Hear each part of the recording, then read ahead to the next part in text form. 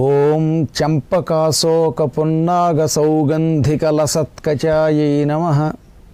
కొంచెం పెద్ద నామం గనక మరొక్కసారి మెల్లగా చెబుతాను.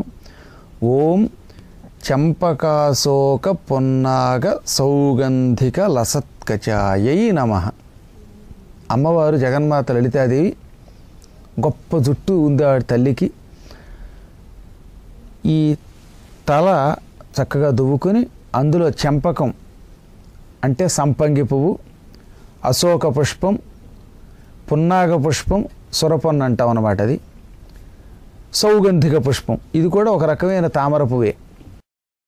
ఈ 4 పువ్వులు తల్లో పెట్టుకుందిట. ఈ పువ్వులు పెట్టుకొని ధగధగలాడిపోతున్న నల్లని ఒత్తైన జుట్టు కలిగింది ఆవిడ. కచ అంటే జుట్టుముడి, లసత్ కచ ప్రకాశిస్తున్న జుట్టుముడి. నల్లగా ఉన్న ఆ జుట్టుముడి చాలా అందంగా ధగధగలాడుతోంది. అందులో ఈ పువ్వులు పెట్టుకుంది. అమ్మవారి జుట్టు స్వతసిద్ధంగా సువాసనతో ఉంటుంది, సహజ గంధం. అందుకే నత్కీర ఉపాఖ్యానంలో ఏమని చెప్పారు? సింధుర రాజగమన ధమ్మిల్ల బంధంబు సహజ గంధంబు అని. పార్వతీదేవి జుట్టు సహజంగా సువాసనతో ఉంటుంది. ఆ సువాసన ఈ పువ్వులకి ఇచ్చిందిట. అందుకే పువ్వులకి కూడా సువాసన వచ్చింది.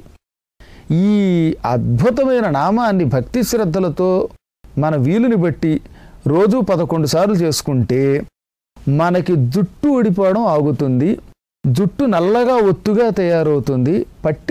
కుదరక ఏదో హడావుడిలో పడిపోతున్న మంత్రాలు ఉన్నాయి, లేకపోవటం లేదు. వాటిని అనుభవించాలి, వాటిని సంపూర్ణంగా విశ్వాసంతో జపించాలి. జుట్టు ఊడకుండా నల్లగా ఒత్తుగా తయారు చేయడానికి ఇది ఒక గొప్ప మంత్రం. ఇది అంటే ఆ వ్యామోహం ఉన్న వారికి ఈ మంత్రానుష్ఠానం చేస్తే జుట్టు బాగుంటుంది. ఇంకో రహస్యం ఏంటో తెలుసా? సహజ సుగంధము జుట్టు అంటే ఏమిటది? సకల పాపాలు ఈ జుట్టును ఆశ్రయించుకుని ఉన్నాయి. అందుకే క్షేత్రాలకు వెళ్ళినప్పుడు ఎందుకు గుండు చేస్తారు? తీర్థోపవాస కర్తవ్య శిరసో ముండనాని చ శిరోగతాని పాపాని యాంతి ముండనతో యతః అని పద్మపురాణంలో చెప్పారు. సకల పాపాలు జుట్టుని ఆశ్రయించుకుంటాయి. అందుకని జుట్టుని తీసేసి దేవుడికి ఇచ్చేస్తే శిరోగతాని పాపాని అంటే శిరమును ఆశ్రయించుకుని ఉన్న పాపాలు ముండనతః యతః గుండుతో పోతాయి. జుట్టిస్తే ఈ జుట్టును ఆశ్రయించుకుని ఉన్న పాపాలు పోతాయి. అందుకే గుండిస్తారు. ఈ నామాన్ని భక్తితో రోజు చేస్తే నీ జుట్టు అభివృద్ధి చెందుతుంది. అంటే పాపములు తొలగుతాయి. జుట్టుని ఆశ్రయించుకుని ఉన్న పాపాలను తొలగిస్తుంది. అనగా సద్బుద్ధిని ఇస్తుంది. మనకి దుర్బుద్ధినిచ్చేది జుట్టే, సద్బుద్ధినిచ్చేది జుట్టే. అమ్మవారి అనుగ్రహం ఉంటే ఈ జుట్టు పెరుగుతుంది. పెరిగిన జుట్టు దుర్బుద్ధి పాపములు లేకుండా సద్బుద్ధిని ఆశ్రయించుకుంటుంది. అప్పుడు నువ్వు వేరే వెళ్ళి గుండించుకోవలసిన అవసరం లేదు. మానవుడికి అన్నిటికంటే జ్ఞానకేశాలు కావాలి, అజ్ఞానకేశాలు కాదు.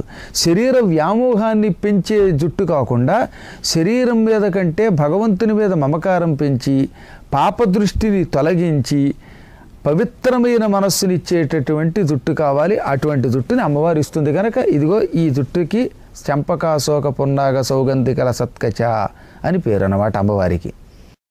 ఇంకొకటి ఏమిటంటే, తెలుసో తెలియకో మానవులకి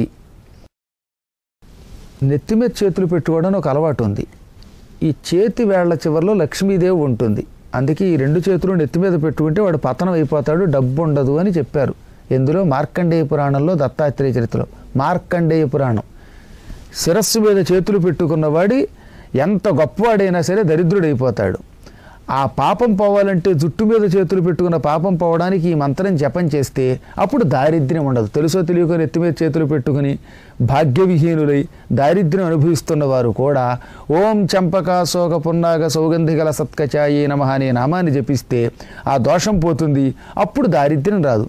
కాబట్టి జుట్టు పెరగడానికి, జుట్టుని ఆశ్రయించుకుని ఉన్న పాపాలు పోవడానికి, నెత్తి మీద చేతులు పెట్టుకోవడం వల్ల వచ్చే దారిద్ర్యం తొలగడానికి ఈ నామాన్ని నిత్యం చేసుకోండి. వీలుని బట్టి 27 సార్లు, 11 సార్లు, లేదా ఒక 40 రోజులు నియమం పెట్టుకుని రోజు 108 సార్లు చేసుకోండి. ఓం చంపకాశోక పున్నాగ సౌగంధిక లసత్కచాయై నమః.